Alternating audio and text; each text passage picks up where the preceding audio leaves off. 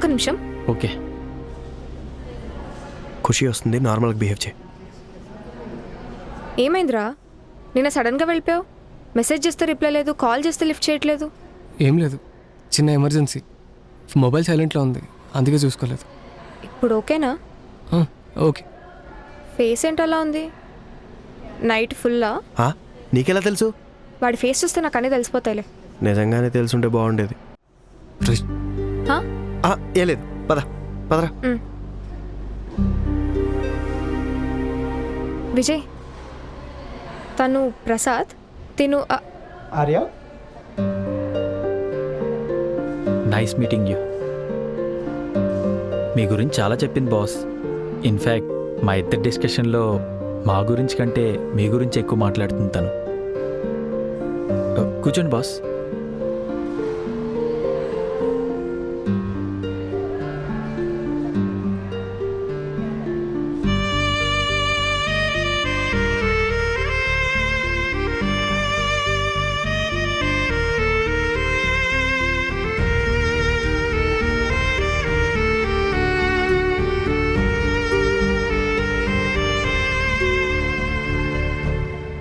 మిమ్మల్ని ఒకటి అడగొచ్చా? ఏంటి?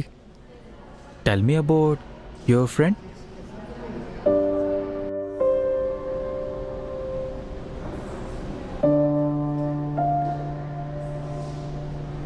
తను చాలా మంచిది. హే తను చాలా మంచిది, పద్ధతిగా ఉంటుంది, ఇలాంటివి కాదు. ఇవన్నీ వాళ్ళ అమ్మ నాన్న చెప్పేశారు. ఒక మనిషి గురించి తన ఫ్రెండ్కి తెలిసినంత బాగా ఇంకెవరికి తెలీదు.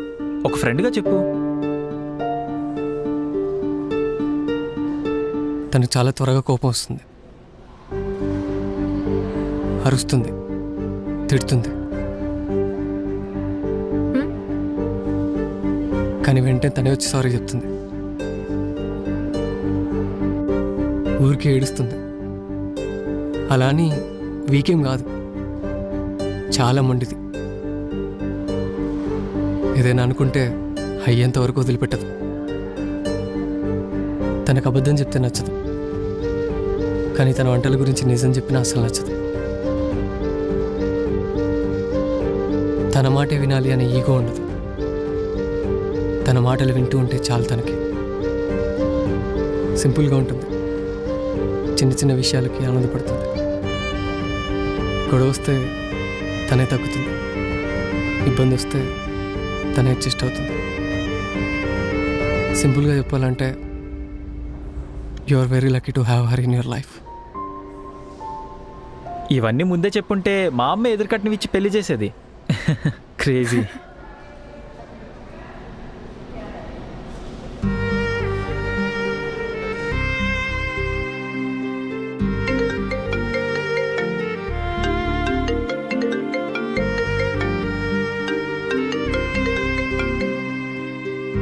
హలో ఖుషి, నేను వర్క్లో ఉన్నాను, నేను మళ్ళీ చేయనా?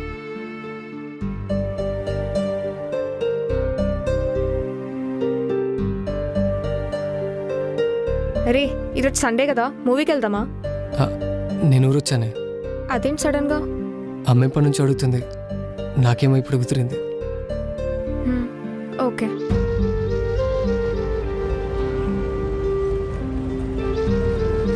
ఇంకెన్ని రోజులు రా తన్ని అవాయిడ్ చేస్తావు?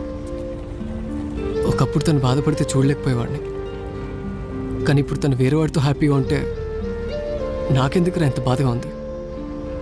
తనకి నా ప్రేమ గురించి చెప్పలేను, తను వేరే వాడితో ప్రేమగా ఉంటే చూడలేను. అందుకే ఇలా దూరంగా ఉంటాను.